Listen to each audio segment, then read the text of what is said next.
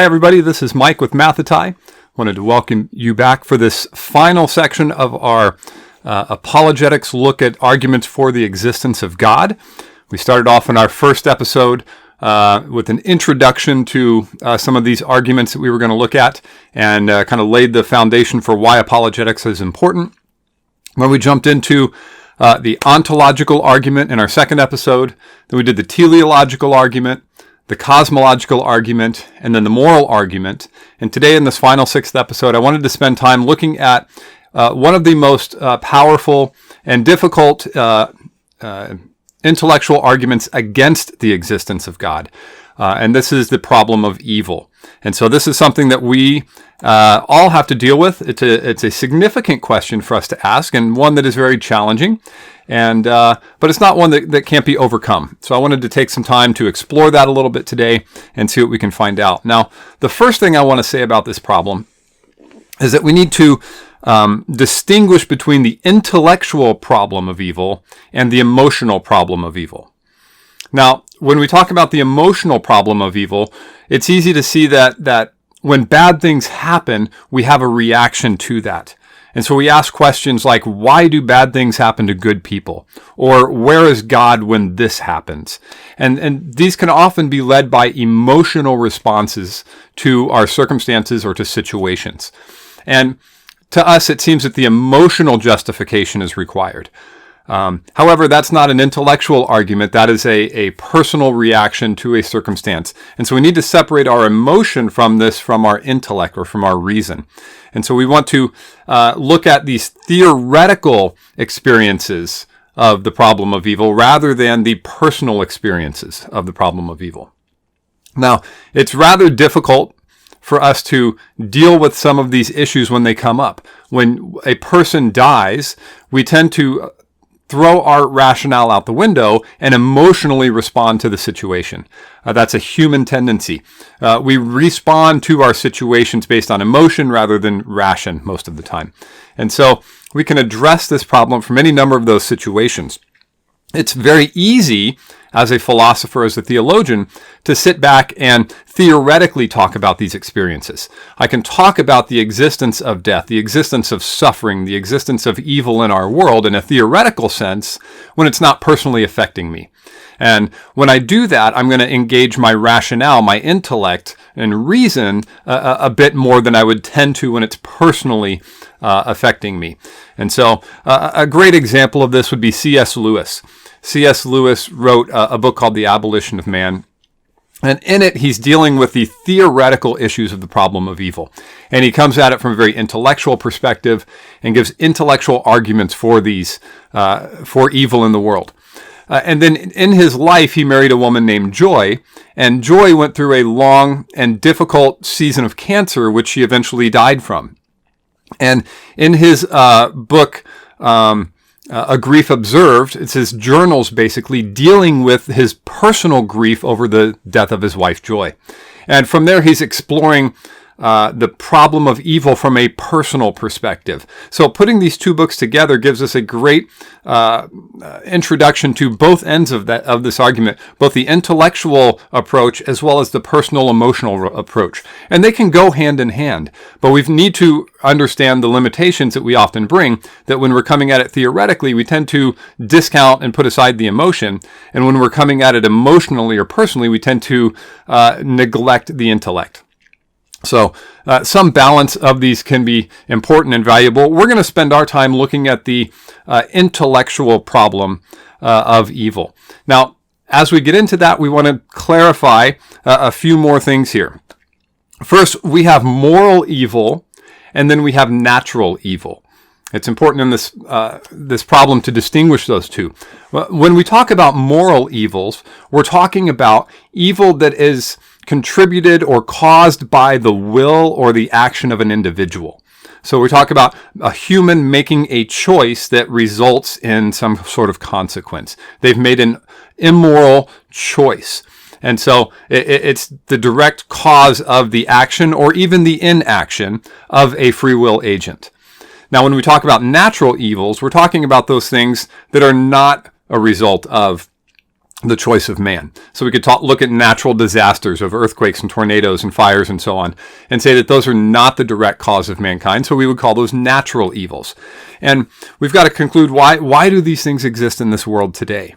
Now we're going to look at the logical or deductive form of this. We're going to look at a probabilistic or an inductive form of this as well, and see where this leads. Now, according to the logical problem of evil, it is logically impossible for God to exist along with evil. So evil and God cannot coexist. And from a deductive or logical form of this argument, it intends to show that those two are mutually exclusive. Now, let me lay this argument out for you in a simple format, and we'll talk about it here. The first premise contends that God exists and is omnipotent, omniscient, omnibenevolent, and the creator of the world. So some forms of this argument separate those into separate premises, and you can attack whether God is each of those things. For our definition, this is God. God is the sum of all positive attributes. He's the greatest possible being, back to the ontological argument. But God does exist, and he is the omnipotent. He's all-powerful. He has the power to do anything he so wills. He is omniscient, meaning that he has the knowledge to do of all things. He's omnibenevolent, meaning he's all good. There is no evil in God himself. God is perfectly good. And he is the creator of the world. God has created this world. He is the origin of this world. We could look back at the teleological or the Kalam cosmological argument, and both of those would arrive at God being the creator. And so with those propositions, with that understanding, that would say that this is our understanding of the world. It's our worldview, that this is who God is, and God has initiated this universe, this world as we know it. Now, the second premise here would say that the world contains evil. And realize this is an argument against the existence of God. So the world contains evil. Now, none of us, or very few of us, would try to argue that. Evil is apparent in the world, that there are bad things that happen. And we'll talk about that in just a second. And so the conclusion of this logical argument would have to be, therefore, God exists, if we're trying to prove the existence of God. And what this argument is meant to do, it's to show the logical impossibility of these premises leading to this conclusion. Because if God is existent, if he's omnipotent, omniscient, omnibenevolent, and the creator of the world, then there shouldn't be evil in the world. But there is evil in the world, premise 2 says. Therefore, we cannot conclude that God exists. So this argument is meant to logically dismantle the existence of God. And so it shows that our Christian belief is irrational. So evil should not exist in a world if it was created by an omnipotent, omniscient, omnibenevolent God. But we have some problems with that. Let me start looking at some of these first. Our definition of God in the first premise is not an issue. We would all agree with that. That is the theistic Christian definition of God, and we're fine with that. The second premise, that the world contains evil, again, I don't think that many of us would argue with that. I would throw in a concession here, though, that how do we determine what evil is, back to the moral argument, without a measuring stone or someone to tell us what is right and wrong? Where do these principles of right and wrong come from? Because your definition of evil might be different than my definition of evil. And so what evil is a subjective situation here. We have no objective or universal standard for morality. And so to call something evil means that we have to have an objective standard for morality, which the moral argument in our last episode, we would argue, is God. And so how we can call something evil apart from God, that's a whole separate issue. But here the second premise says that the world contains evil. From a humanistic perspective or an atheistic perspective, if there is no God, we have to define evil based on our personal proclivities. I really like it when this happens. It's my preferences. It's my desires. It's what I think is right or wrong. And there's no universal that I can apply to or that I can appeal to. And so I'm limited in what I can say is good. I'm limited in what I can say is morally right or wrong. And so there are several problems with this argument as well. this argument assumes that there are no moral reasons for God permitting evil. So it presupposes that if God exists and God is this character who it is, he does not have reason for allowing evil to exist in the world. This assumption isn't necessarily true. It doesn't follow from any of those premises. Perhaps God does have reasons. Perhaps God has morally justified reasons, and this will get into more of the inductive form of the argument, the probabilistic form. But perhaps God has reasons to allow evil to persist even for a time. So this does seem to be an issue. We can't necessarily say that it is conclusive. But let's look at the probabilistic form or the inductive form of this argument. Now, this form isn't meant to show us that the existence of God is logically impossible, but it's meant to simply show us that the existence of God is improbable. Based on the fact that evil exists in this world, it would be improbable for a benevolent, omniscient, omnipotent God to have created this world in the condition that we find it today. And so that's what the inductive form goes on to talk about there. So let me lay that out a little bit in a more of a deductive format for us here. But that probabilistic argument would say something like this. Premise 1, if God exists, then all evil has a justifying reason. In other words, God is omnibenevolent, omnipotent, and omniscient. Therefore, if he is going to allow evil, he must have a morally justifiable reason for allowing that evil. Okay. Now, the second premise says that all evil does not have a justifying reason. Now, when we look around, we can see that there are things that seem to happen maliciously and capriciously, that they could have not happened and it would have been just as fine. There doesn't seem to be a reason for certain things occurring. And so we can't assign a justifying moral reason for this evil existing in the world. And therefore, we would need to conclude that God does not exist. Because if God were to create this way and allow this evil, he must allow it for a purpose. And we find no purpose in some of these evils, therefore God can exist. Now, again, this is, I think, even filled with more problems than the first version. The first issue that I would take with this is that we don't know what God's reasons are. Perhaps God does have a morally justifiable reason, and we simply don't know it. For us to claim that we have knowledge of God's intentions and purposes would make us in the place of being omniscient, to at least to a degree, about God himself. God has purposes and plans that we don't comprehend and fathom. And so perhaps he is using an evil or an apparent, something that appears to be evil. And he's using a circumstance or a situation to bring about some good. Or he's using it in some morally justified way that allows it in this world. So perhaps he's using it as a punishment for evil. And so he's bringing a judgment upon someone, or he's bringing a situation into a person's life that is justified as a response to their actions. Now, there's justified death. There's times when the death penalty is perhaps appropriate, we could argue.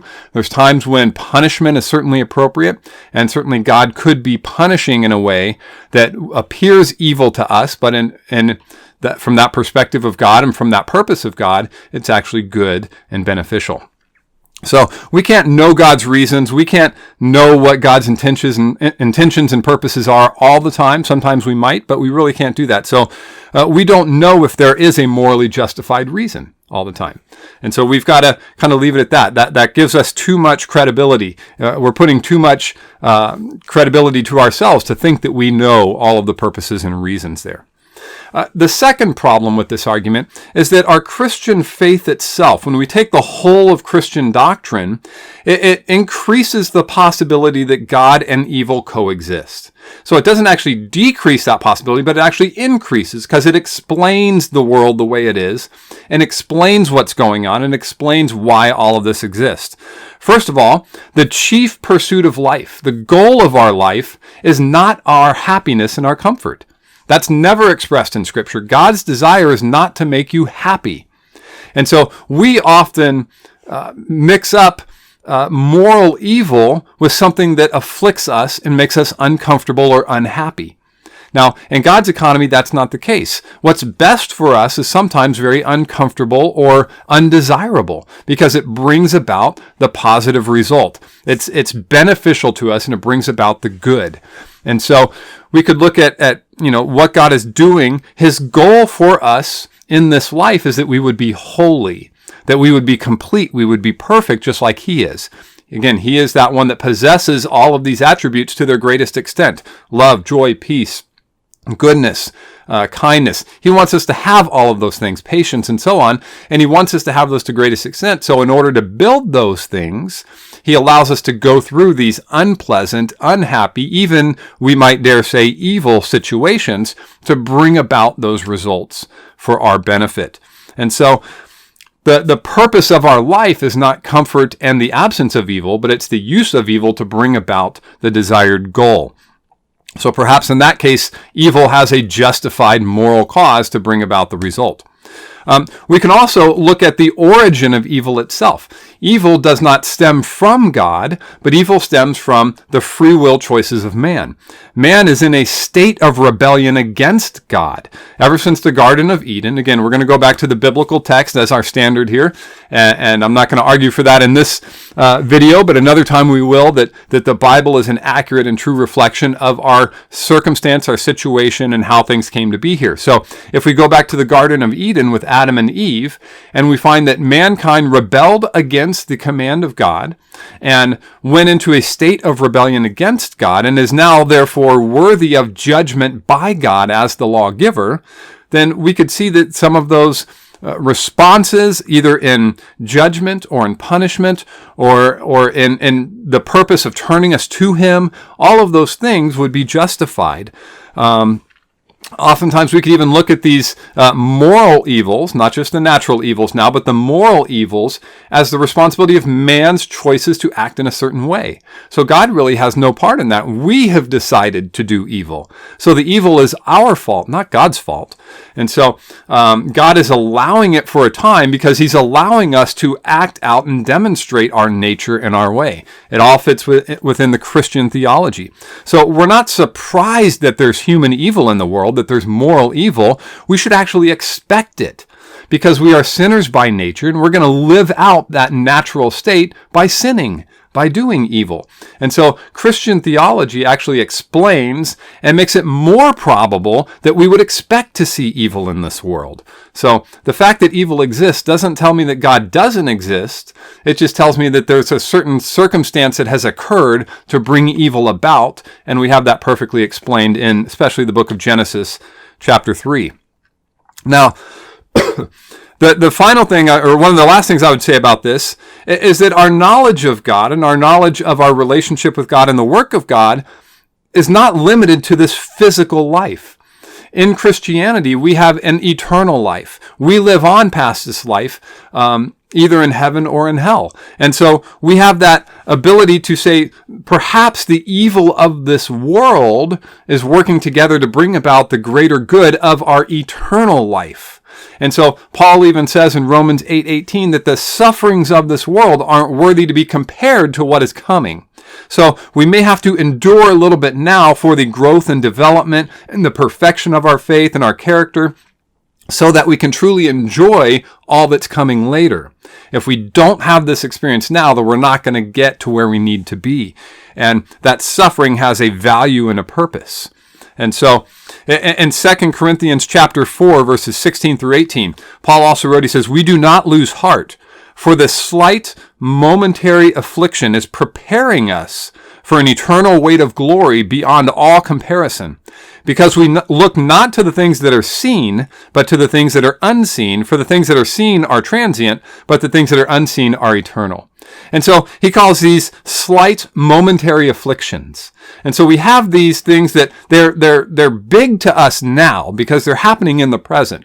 The pain and the suffering and the injustice and those things that we experience here in this earthly life are real, are powerful.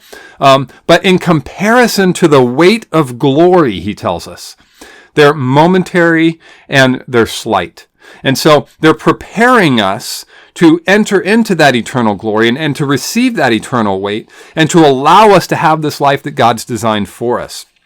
And so we're not able to compare the two. What we have now is nothing compared to what we get. And so these evils are used for a purpose and for a goal. And then finally, the ultimate good is not our pleasure, is not our uninhibited life here. It's not any of those things, but the ultimate good is to know God. God is the creator. God is the source of love, of joy, of peace, of goodness, of all of these things. God is the one to whom we are going in that eternal weight of glory, in whose presence is the fullness of joy. So knowledge and relationship with God is the greatest good. So using some of these means of affliction and suffering and evil to bring us to God so that we can enjoy all of that forevermore in light of our sinful condition is the best thing that could happen. And so perhaps these moral evils and natural evils are bringing us to that purpose that is going to fulfill the very reason we were created and bring us the joy and the peace and the happiness and all of those things that we desire that the evils of this world are taking away. And then finally, I would say this. We see that if God does exist, we would not expect evil to exist. God would do something about evil, is what I hear people say most of the time. In Scripture, though, we have the promise that God will do something about evil. He just hasn't done it yet. He's going to wipe evil off the face of the earth. We look at the promises of what the new kingdom is all about. There's no more tear. There's no more sorrow. There's no more pain, no more suffering. No more sickness, none of those things. All of those things that we consider evil and suffering and injustice here on earth are gone in his kingdom of eternity. And so to get us to that place, we have to go through a small period of time now where we are afflicted by these sorts of things so that we can arrive at that place where God has dealt finally with all of those evils. So God has a plan to eradicate evil. He simply hasn't enacted it fully yet. And so all of these things kind of undercut this argument against the existence of God. We would actually expect God to be who he is and to operate the way that he does and see the world the way it is now, that he's going to deal with this evil. He just hasn't done it yet. We expect to see evil because of who we are and what we've done in rebellion to God. And paradoxically, this actually helps us to establish the existence of God. The very Christian worldview perfectly explains the existence of God, the presence of evil, our nature, and how to deal with it. So Christianity seems to be the best explanation for all of this. So hopefully this kind of encapsulates the series that we've done, that if we look at those four arguments for the existence of God, the ontological, teleological, cosmological, and the moral arguments, those four together give us a pretty good cornerstones, if you will, to build a house on for the existence of God. We have a good intellectual, logical reason to believe that God exists. And the attempts to knock down our understanding or belief in God really fall short because they're speculative at best, and they don't take into account what the Christian worldview actually gives to us. And so all of those things don't really chop down the argument for the existence of God. They don't really damage it that much, even though they are difficult to wrestle with. I'm going to leave you with one verse, Romans 8:28. We know that all things work together for those who love God and are called according to his purposes. We love to quote that verse, and that verse actually encapsulates this problem of evil that says, we know that all of these things that happen, they happen to us. Evil exists. It happens to us. Bad things happen, but they're working together for a purpose. They work together for our good. And so we have a good coming, that eternal kingdom. That good may not be earthly. The best thing that could happen to us is perhaps death, because then we get to go and be in eternity. Sometimes the best thing that happens here on earth is our suffering, because our suffering drives us to God, and knowing God and relating with God is the greatest good. So with all of that in place, hopefully that gives you a firm foundation on the existence of God. It can solidify your faith knowing that we stand on pretty good ground that God does exist. I know there's lots to say about these things. We could go much deeper, and perhaps we will in the future. But thanks for joining us here at Mathatai. Check out our website, mathatai.org. We have a merch section where you can get t-shirts, stickers, pens, journals, some cool stuff there. We also have a lot of information about ministry that we do around the world as we go and teach pastors and teachers how to lead their congregations. And We teach online, we teach in person, and we attempt to just provide personal discipleship for these guys that can equip them and train them. And then make sure you like and subscribe this video, hit the notification bell up there to get updates as we come out with even more, and follow along, and we hope to see you again next time.